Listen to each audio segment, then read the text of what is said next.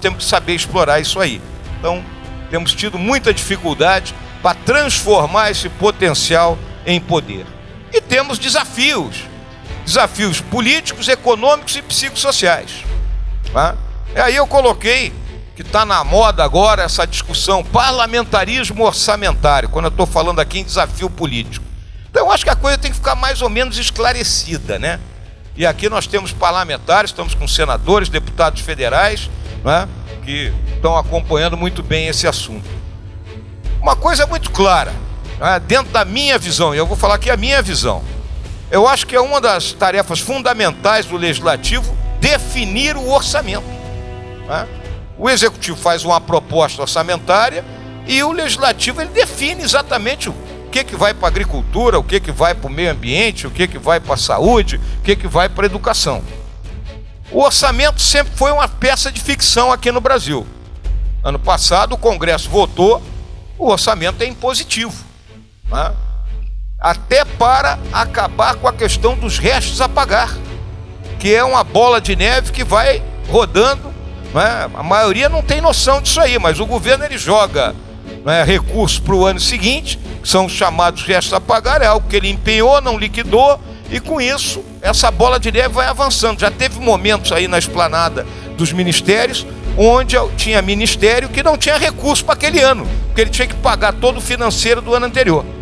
A administração pública é um troço um pouco diferente da administração privada. A administração privada é mais simples, as decisões são mais fáceis.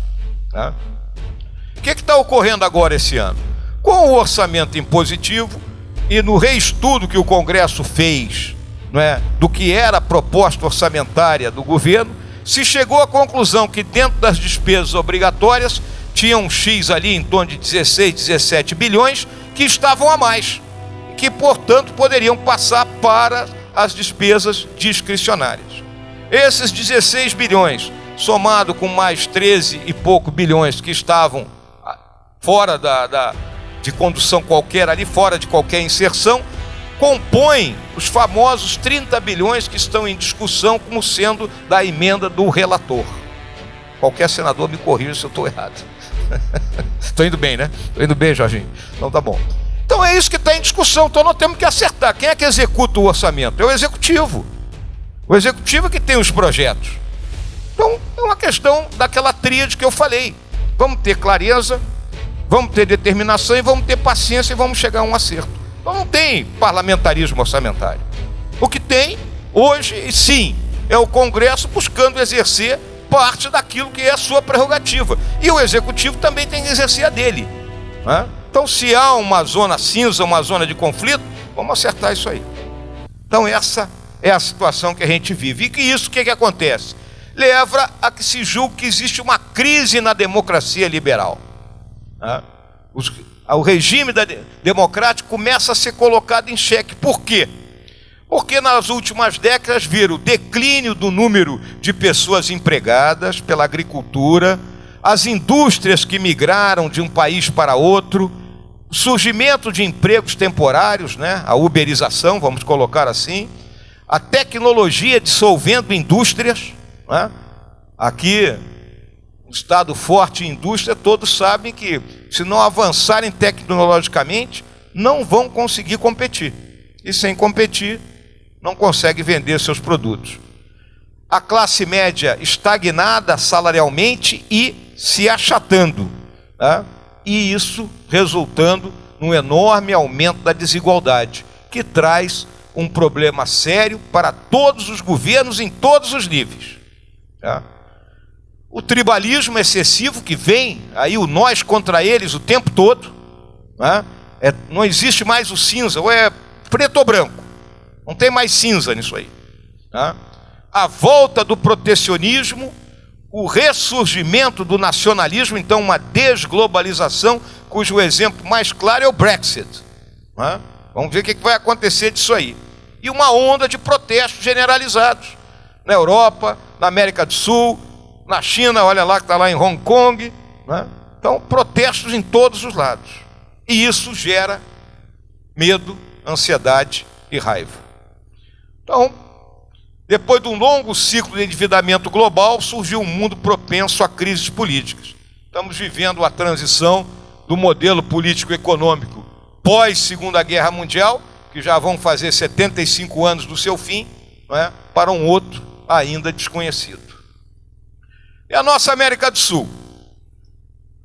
Continuamos sendo um aglomerado de economias periféricas, porque dependemos das exportações de itens primários de pequeno valor agregado, existe falta de investimento e defasagem tecnológica. A instabilidade política, né, uma falta de estratégia de desenvolvimento sustentado, bem como da união de esforços, muitos créditos subsidiados pelos governos de esquerda que levaram a uma debacle em vários países.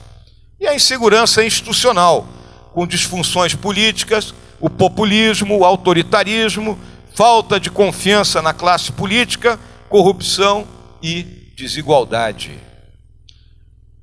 Temos condições favoráveis aqui para que a criminalidade transnacional se estabeleça e temos como vizinhos aí, né, os maiores produtores de droga, Colômbia, Peru e Bolívia. Né? E uma onda de protestos. Então, se analisarem lá, começando, vamos tirar aqui, a Guiana Francesa é França, está tudo ok. O Suriname vive seus problemas próprios, mas sem protestos por enquanto. A Guiana agora está numa situação favorável, foi descoberto petróleo, mas exatamente junto ali da Venezuela, que é uma região contestada, né, a região do Essequibo. Venezuela não preciso comentar, né, é assunto mais do que dominado por todo mundo. A Colômbia teve seus protestos ano passado, Equador também, Peru, o presidente teve que dissolver o Congresso, faz parte da legislação deles, né? Bolívia, mesma questão, eleições foram consideradas fraudadas, né? E tentando agora uma nova eleição para presidente em maio. O Chile, que era considerada a ilha de prosperidade, né, foi assolado por protestos, e protestos, senhoras e senhores, extremamente violentos, né, para um país que tinha uma estrutura, uma infraestrutura excelente, comparado com o restante da nossa América do Sul. E protestos com palavras de ordem de natureza mundial. Eu estive no Chile no final, agora no começo do ano, porque nós pudemos fazer a viagem à Antártica, e numa cidade, Punta Arenas, que é uma cidade pequena. E me surpreendeu em várias das pichações existentes, escrita a palavra ACAB, A-C-A-B. O que quer dizer isso aí? All cops are bastards. Todos os policiais são. Isso é algo que vem do primeiro mundo e estava colocado nos protestos no Chile, não só em letras, A-C-A-B, como em números, 1-3, 1-2. Interessante isso aí, tá? E uma diplomacia paralela, né, que busca bypassar os canais diplomáticos normais. E o nosso Brasil?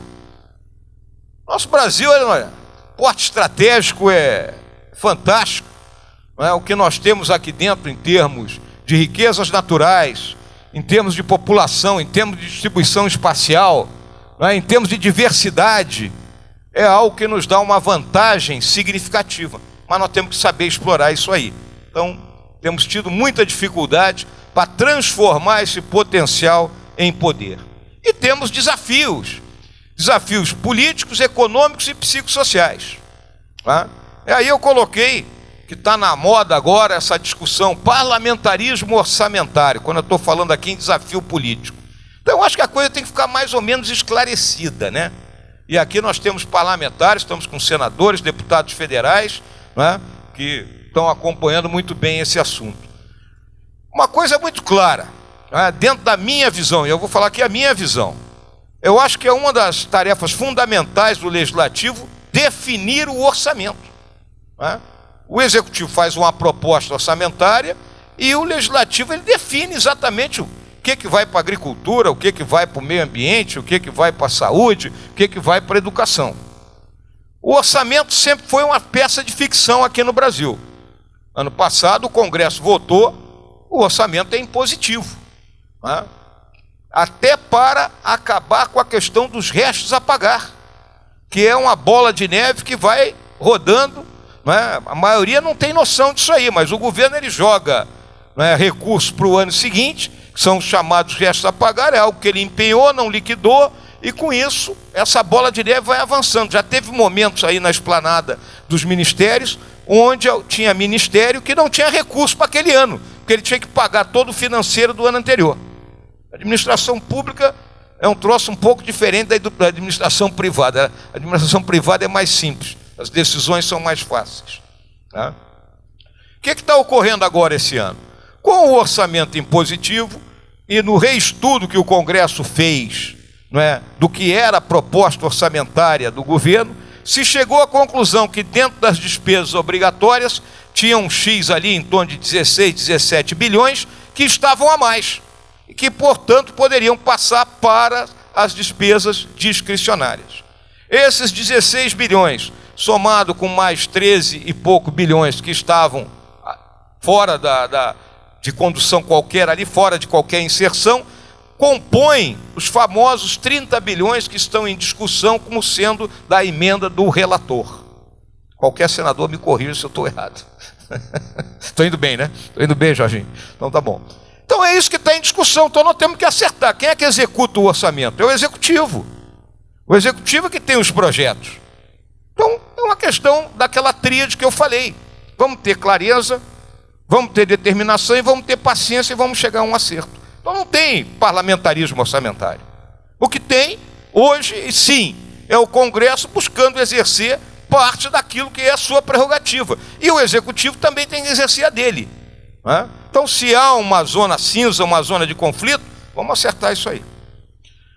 Por quê? Porque nós temos que resolver os problemas dos nichos de pobreza e foi dito aqui pelo nosso presidente da Fiesc, a infraestrutura logística deficiente, que é uma dos óbices que o Estado de Santa Catarina tem pela frente. Meio ambiente é tema do século XXI. Ano passado nós perdemos a guerra da informação do meio ambiente por uma ação nefasta coordenada de maus brasileiros, daqui de dentro, né, que batem palma, vibram, aplaudem com qualquer coisa que dá errado para o governo do presidente Bolsonaro, com a junção dos ferozes ecologistas e, obviamente, não é, da turma da Europa que sabe do quê? Sabe que o potencial agrícola do Brasil é extraordinário, que nosso potencial é capaz de passar por cima de todo mundo. Agora, essas pessoas não estão entendendo uma coisa, que em 2050 nós vamos ter que alimentar 10 bilhões de pessoas na face da terra. De onde é que vai sair essa comida? Vai sair da agriculturazinha lá da Europa? Não. Vai ter que sair dos grandes centros agrícolas. Como é que nós vamos alimentar os indianos e os africanos, que estão explodindo em termos de população? Então esse é o grande papel do Brasil. Então nós não podemos perder a guerra do meio ambiente. Por quê? Nós possuímos a legislação mais avançada do mundo.